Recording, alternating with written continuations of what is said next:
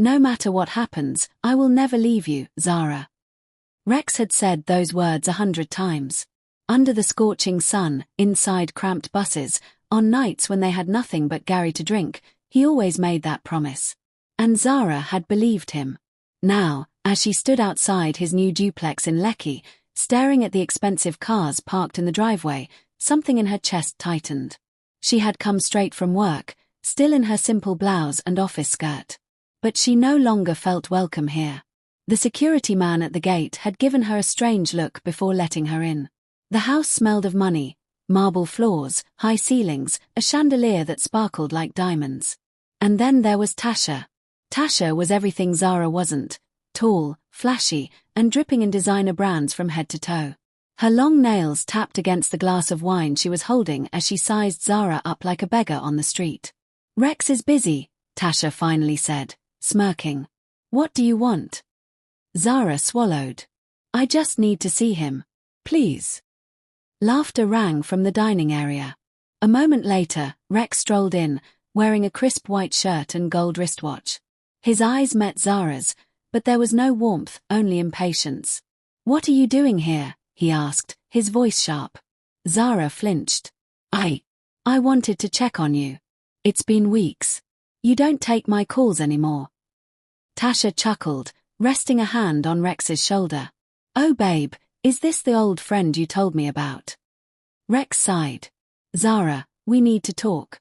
But not here." He gestured toward the door. A lump formed in Zara's throat, but she followed him outside. The evening air was heavy with the scent of wet sand, as if the universe itself knew a storm was coming. Rex turned to her. "Look, I didn't know how to say this, but we're not on the same level anymore." Zara felt like the ground had been ripped from beneath her.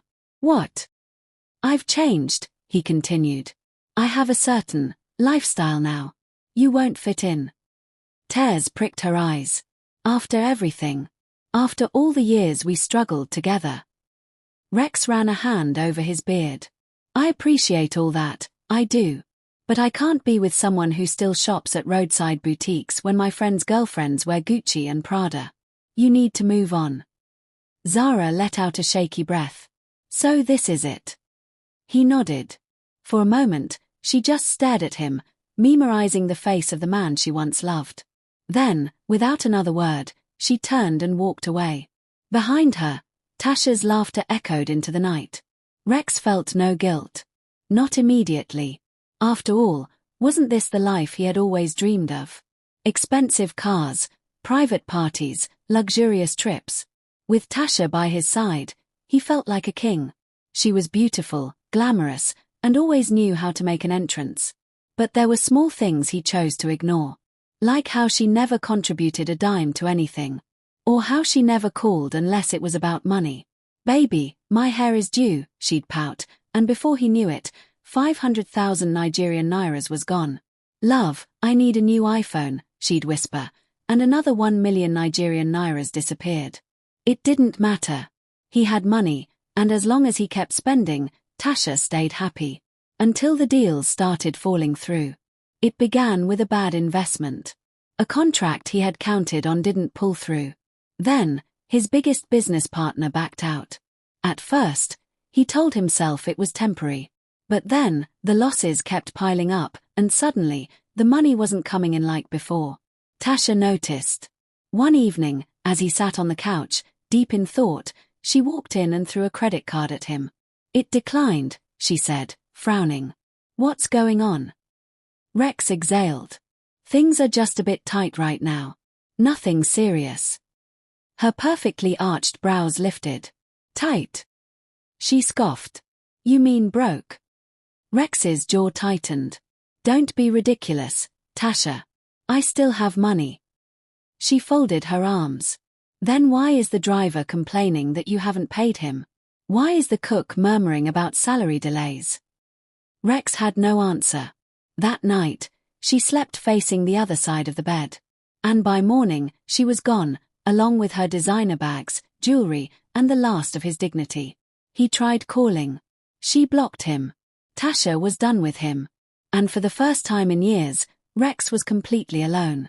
While Rex was losing everything, Zara was building herself up. She had cried that night, broken and humiliated. But heartbreak was not the end, it was just the beginning. She threw herself into her work, taking on more projects, networking, and pushing herself harder than ever. Soon, she got a promotion. Then another. Before long, she had moved from a tiny office to an executive suite. The girl Rex once saw as not classy enough was now running a top consulting firm. One evening, she stood on her penthouse balcony, looking over the city lights.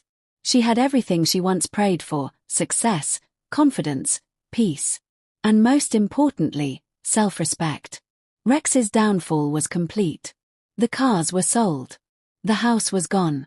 Even the security guard who once sneered at Zara now had no job. Broke and desperate, Rex applied for jobs, but no one wanted him. The friends who once cheered for him stopped picking his calls. Then, one day, he saw a familiar name, Zara Okafor, guest speaker at the annual business summit. Rex froze. The woman he had abandoned was now a major figure in the business world. And fate, in its cruel humor, had brought them back together. Dressed in his only decent suit, Rex attended the event. He stayed in the back, watching as Zara took the stage.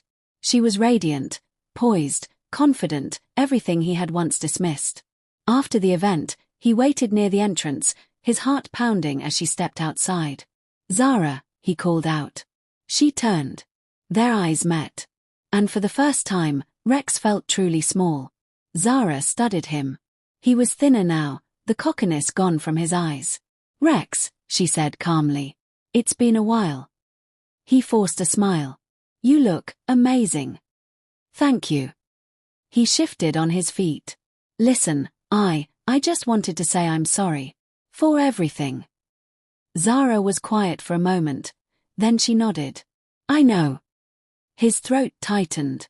"I made a mistake. I didn't see your worth back then." She sighed. "No, Rex. You didn't see your own." Her words hit him like a slap. She continued, "I was never beneath you. You were just too blind to see that real value isn't about designer clothes or flashy lifestyles. It's about character.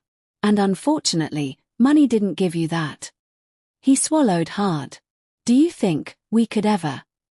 She smiled, kind, but firm. "I forgave you a long time ago, Rex.